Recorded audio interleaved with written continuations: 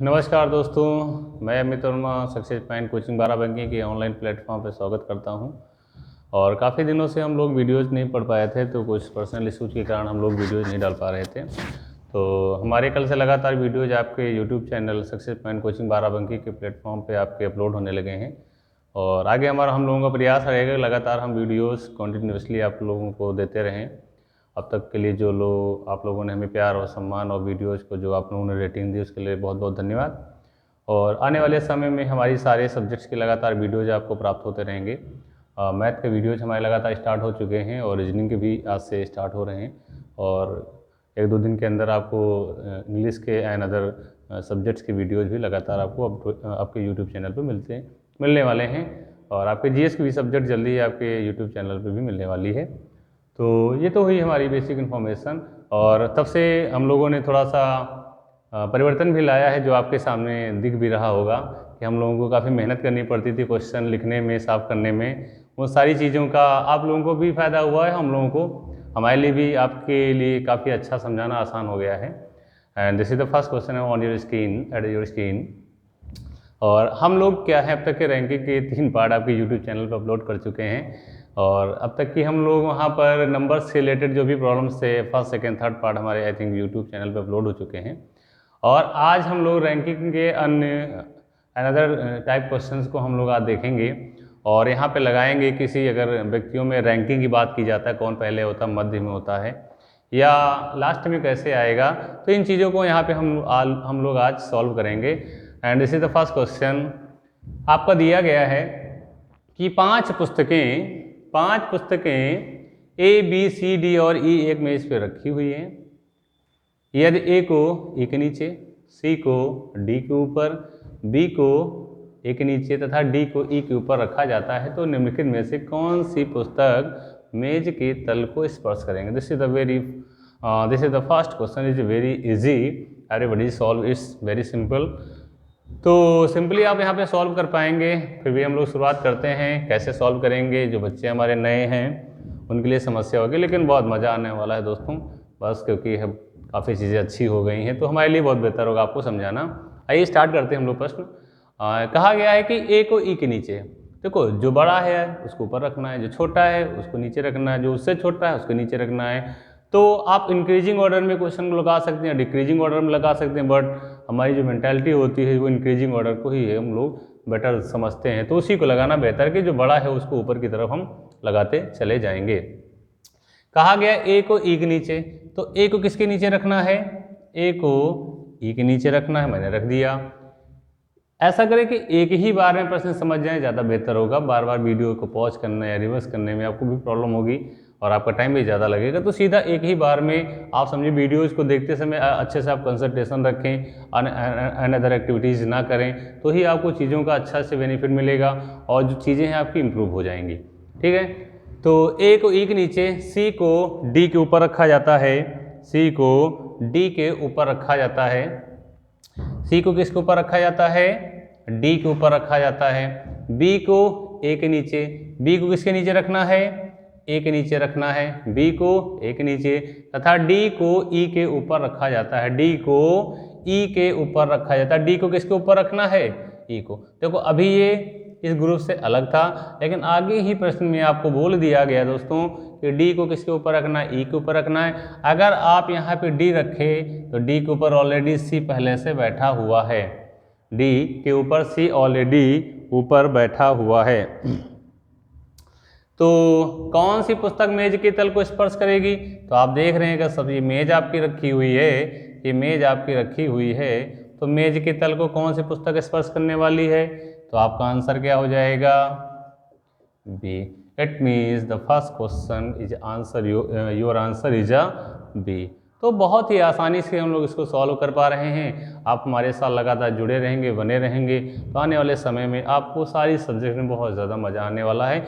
आइए हम लोग दोस्तों बढ़ते हैं नेक्स्ट प्रश्न की तरफ। और नेक्स्ट प्रश्न आपके स्क्रीन पर आने वाला है, बेसब्री से इंतज़ार करते हैं आप लोग, और ये है आपका अगला प्रश्न।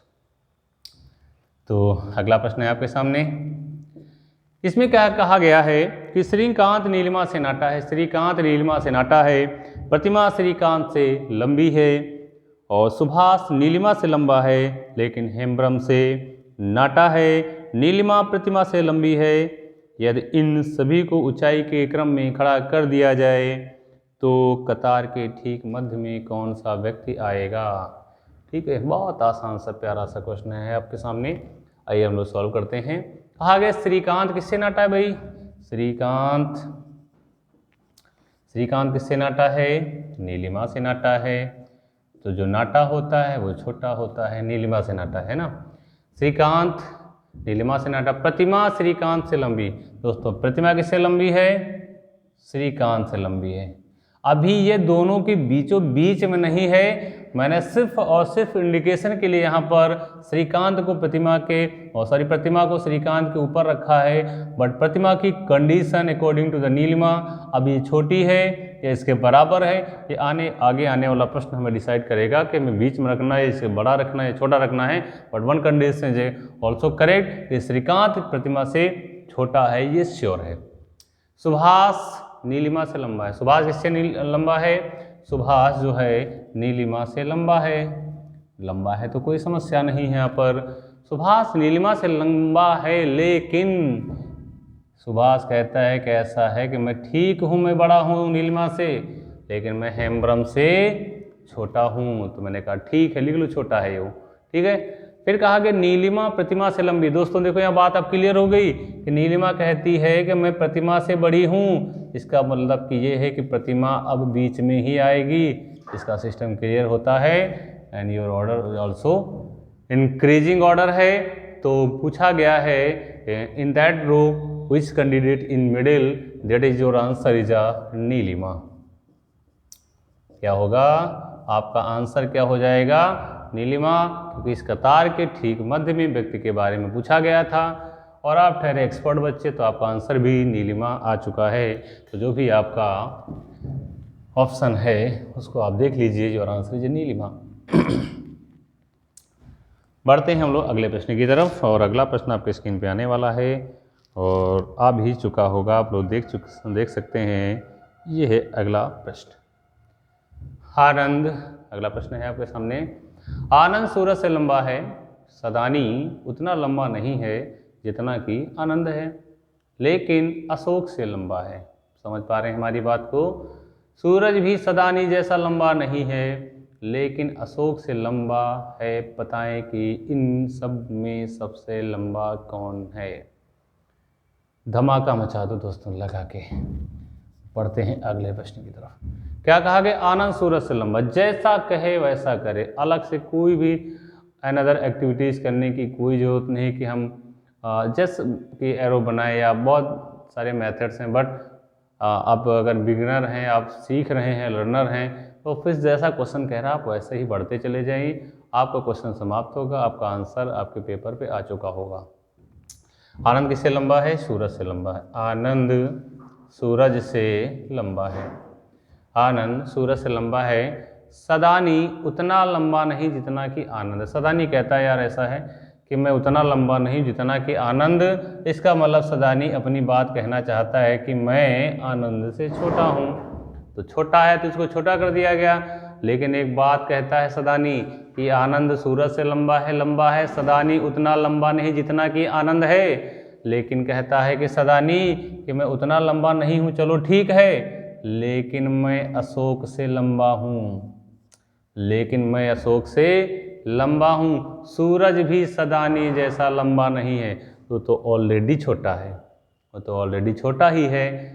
लेकिन अशोक से लंबा हूँ मतलब अब ये कहता है कि ऐसा है कि हम सदानी से छोटे भले ही हैं लेकिन हम अशोक से छोटे नहीं हैं। तो बेटा अशोक जो हैं यहाँ से उठेंगे और कहाँ आ जाएंगे? सबसे नीचे, क्योंकि उसने बोल रखा कि सूरज कहता मैं सदानी से लंबा तो नहीं हूँ लेकिन मैं अशोक से लंबा हूँ। इट मीन्स सबसे लंबा व्यक्ति कौन होगा? आपका आंसर है कौन होगा? आपका उत्तर हो जाएगा Anand. It means fourth option is the right answer of this question and your answer is also solved. ठीक है, मजा आ रहा होगा दोस्तों। बढ़ते हैं अगले प्रश्न की तरफ और लेते हैं अगला प्रश्न। अगला प्रश्न है आपके सामने, ये देखो भाई 5 व्यक्ति टहल रहे थे, इनके बारे में देख लेते हैं क्या कह रहे हैं। 5 व्यक्ति सड़क पर टहल रहे थे, डी ए से आगे है, जैसे हम लोग मोस्टली रोड पे टहलते रहते हैं और आगे पीछे होते रहते हैं, कोई किसी के पीछे चलता है, वैसी रो में या पंक्ति जो बन रही है उसमें बताना है कि मध्य में कौन होगा। 5 व्यक्ति सड़क पर टहल रहे हैं, डी ए से आगे है, ई बी को अनुसरण बोले तो फॉलो कर रहा है, ठीक है। सी ए और बी के बीच में है, बताना है वही कि मध्य में कौन सा व्यक्ति है। अब तो आप अच्छे से समझ में आ रहा होगा अच्छे से। आइए डी किससे आगे है, इससे आगे। ई किसका अनुसरण कर रहा है, बी। लिखते सब कुछ बगल में ही चलेंगे। ई किसका अनुसरण कर रहा है, बी का। सी किसके मध्य में बैठेगा, ए और बी। तो ए आपका पहले से बैठ चुका है, तो सी ए और बी के बीच में बैठ गया है। और क्या कहा गया है, सी ए और बी के बीच में बैठा है। और दोस्तों आप जानते हो कि बी के नीचे कौन बैठेगा, बी के नीचे ई बैठेगा। यहाँ से इसको हटा के, क्योंकि मैंने यहाँ पे सभी को लिख लिया है। And in middle in that row C is your answer, C is your answer. कतार के मध्य में कौन आया, कतार के मध्य में कौन आया, तो आपका उत्तर आ चुका है दोस्तों, सी आया, because you have solve this question. Okay, बढ़ते हैं नेक्स्ट प्रश्न की तरफ। और अगला प्रश्न आपके सामने आ चुका है, ये है आपका प्यारा सा क्वेश्चन और साथ में सक्सेस पॉइंट कोचिंग 12 का जो आपका एड्रेस भी शो हो रहा है। चलिए लगाते हैं हम लोग अगला प्रश्न। कहा गया है ए बी सी डी और ई 5 नदियां हैं। ए बी से छोटी है लेकिन ई से लंबी है, सी सबसे लंबी है और डी बी से थोड़ी छोटी है और ए से थोड़ी बड़ी है या लंबी है। बताना सबसे छोटी नदी का नाम बताना, सबसे छोटी नदी का नाम बताना है। चलिए आइए देखते हैं हम लोग। ए किससे छोटा है, ए किससे छोटा है, ए किससे छोटा है, ए बी से छोटा है लेकिन कंडीशन अप्लाई है। कहा गया ए बी से तो छोटा है लेकिन ई से लंबा है, सी सबसे लंबा है, सी सबसे लंबा है तो सबसे ऊपर डी कहता है, डी भावनाओं के साथ समझिए, डी कहता है कि मैं बी से थोड़ा छोटा हूँ, मैं थोड़ा छोटा हो गया। और ए से थोड़ा लंबा है, तो यार लंबा लंबा ही होता है, चाहे छोटा हो चाहे थोड़ा हो चाहे ज़्यादा हो। थोड़े छोटे हो तब भी छोटे हो गए, थोड़े बड़े हो गए तब भी बड़े ही हो गए। तो कहने का मतलब ये सीधा नहीं कहना चाह रहा कि हम ए और बी के बीच में बैठेंगे, लेकिन पूरी लाइन का मतलब है निकल के यही आ रहा है कि वो बीचों बीच में बैठना चाहता है। ठीक है, तो इसको बीच में बैठा दिया गया और नदी बह रही है।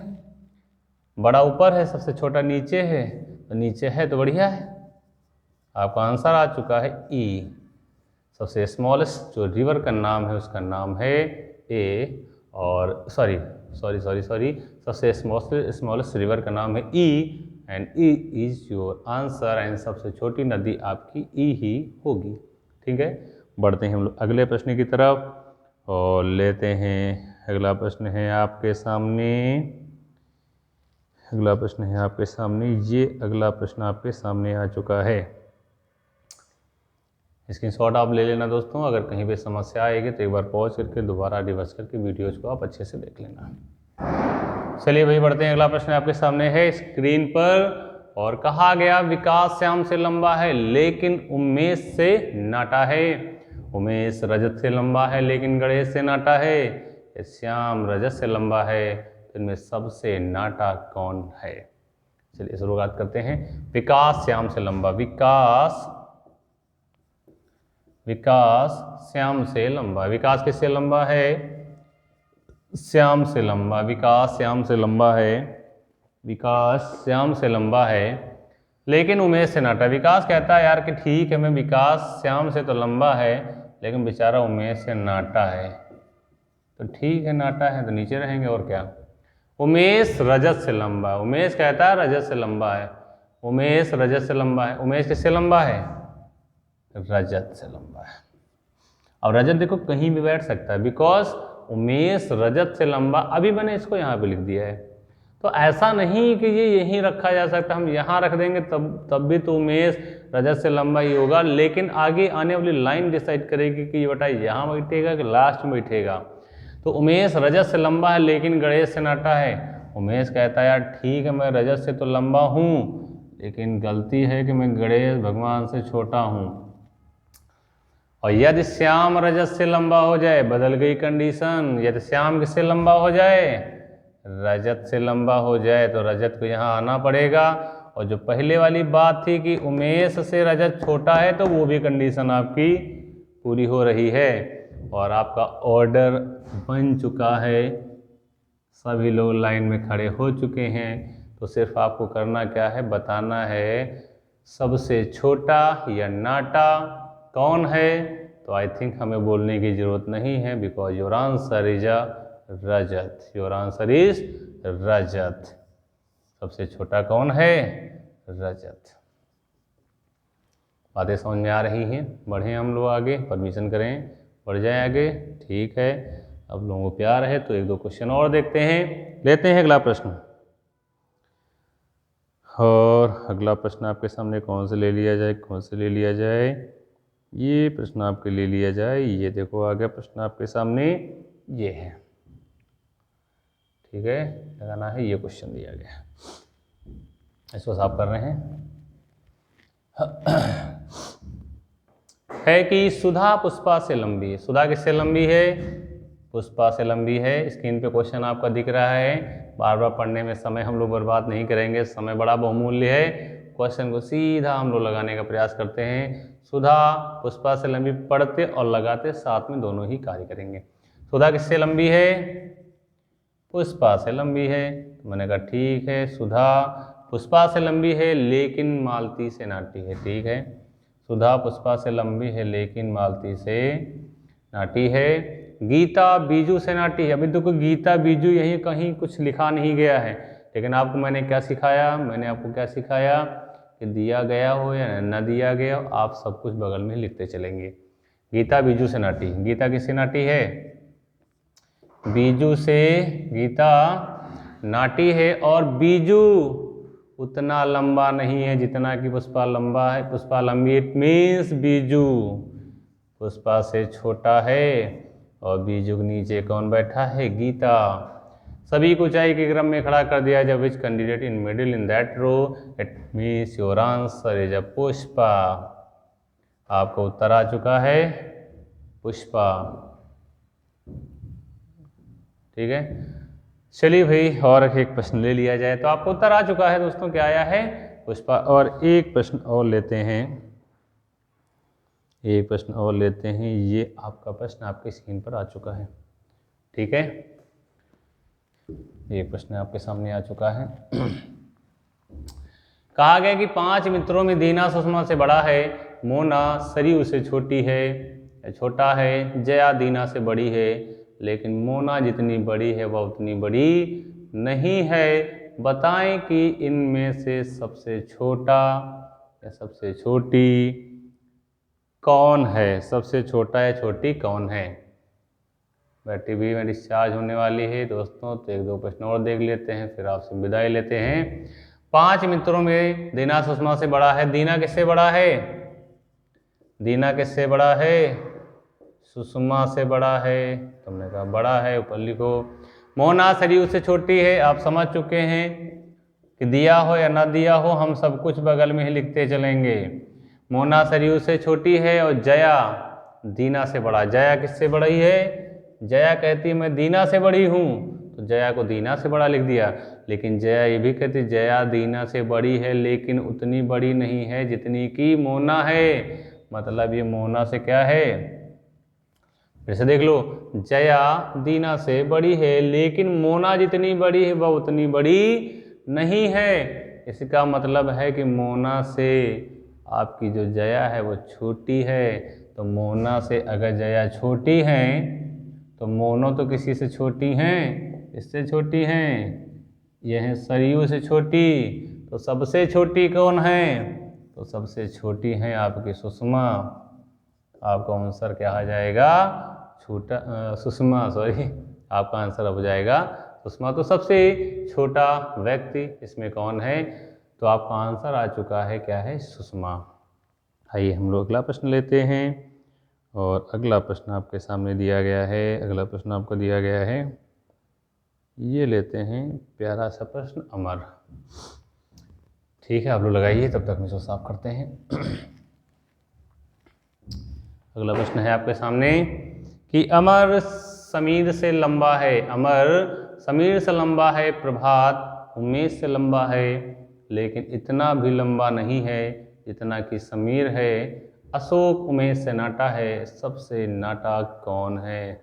सबसे छोटा कौन है? सबसे प्यारा कौन है? प्यारा नहीं, फिलहाल छोटा पूछा गया। अमर समीर से लंबा है, अमर समीर से लंबा है, प्रभात उमेश से लंबा है। प्रभात किससे लंबा है? प्रभात उमेश से लंबा है, प्रभात उमेश से लंबा है, प्रभात उमेश से लंबा है, लेकिन ध्यान देना हमारी बात को, अमर समीर से लंबा है, प्रभात उमेश से लंबा है, लेकिन इतना लंबा नहीं जितना कि समीर हैं। इसका मतलब जो प्रभात हैं, सॉरी हाँ, प्रभात हैं समीर से छोटे हैं, और अशोक भी उमेश से नाटे हैं। अशोक किससे नाटे हैं? अशोक किससे नाटे हैं? अशोक उमेश से नाटा है। अशोक कहाँ से आ गया इसमें भाई? अशोक अमर समीर से लंबा है, बढ़िया है। प्रभात उमेश से लंबा है, प्रभात उमेश से लंबा है, ठीक है। प्रभात उमेश से लंबा, लेकिन इतना लंबा नहीं जितना कि समीर है। अशोक उमेश से नाटा है। अशोक किससे नाटा है? उमेश से नाटा है। ये बात तो समझ में आती है यार, अशोक उमेश से नाटा है, तो सबसे नाटा कौन है भाई? इस क्वेश्चन में तो कुछ समस्या आपकी दी गई है। समीर है, प्रभात है, उमेश है, अशोक है, कुछ भाई इस प्रश्न में समस्या है। अमर समीर से लंबा है, एक बार चेक कर लेते हैं। अमर समीर से लंबा है, प्रभात उमेश से लंबा है, लेकिन इतना लंबा नहीं है जितना कि समीर है। अशोक उमेश से नाटा है। सही है क्वेश्चन दोस्तों, कभी कभी माइंड जो है थोड़ा सा इधर उधर हो जाता है। ठीक है, क्वेश्चन राइट है, पूरी तरीके से राइट है, sorry for this. And because Sameer से ऊपर कौन है? अमर। समीर से ऊपर कौन है? अमर। तो इसमें सबसे नाटा कौन है? सबसे नाटा कौन है? सबसे नाटा कौन है? सबसे नाटा है अशोक। तो आपको उत्तर आ चुका दोस्तों, क्या? अशोक आ चुका है। तो आज की क्लास में मैंने जो लैंग्वेज बेस्ड आपके रैंकिंग वाले प्रश्न मैंने आपको समझाए, और थोड़ा सा स्क्रीन लगी हुई थी, तो थोड़ा सा नए तरीके से भी हम लोगों ने समझाने का प्रयास किया है। आपको वीडियो अगर अच्छा लगे, प्यारा लगे, तो आप इसको लाइक भी करते रहिए, सब्सक्राइब कराते रहिए, और आप दोस्त मित्र यारों के पास हमारे वीडियोज़ को शेयर भी करते रहिए। आपके शेयर लाइक से हमें कुछ मिलेगा तो है नहीं फिलहाल, लेकिन मोटिवेशन मिलता है। मोटिवेशन मिलने से हम लोग वीडियोज़ आपके लिए अच्छे और अच्छी तरीके से, अच्छी मेहनत से आपको बनाएंगे, जिससे आपको बहुत बेनिफिट होगा। आने वाले एग्ज़ाम्स में आपको भी काफ़ी ज़्यादा फ़ायदा पहुँचेगा, और घर बैठे आपको फ्री में पढ़ने का अवसर प्राप्त हो रहा है। तो आप पूरी तरीके से इसका आनंद लीजिए, वीडियो को देखिए। कोई सुझाव हो तो हमारे कमेंट बॉक्स में ज़रूर डालिए, हम उसको ज़रूर पूरा करेंगे। आपका कोई किसी भी क्वेश्चन में कोई समस्या आ रही है तो भी आप कमेंट बॉक्स में डालें, आपका सोल्यूशन तुरंत, आपका जवाब तुरंत रिप्लाई किया जाएगा। बने रहिए हमारे चैनल के साथ, सक्सेस पॉइंट कोचिंग बाराबंकी के साथ, और लगातार हमारे वीडियोज़ को देखते रहिए। मिलते हैं कल अगली क्लास के साथ, नए प्रश्न के साथ। तब तक के लिए बहुत बहुत धन्यवाद। आप सभी को बहुत बहुत हार्दिक आभार। जय हिंद, जय Bharat, love you, God bless you.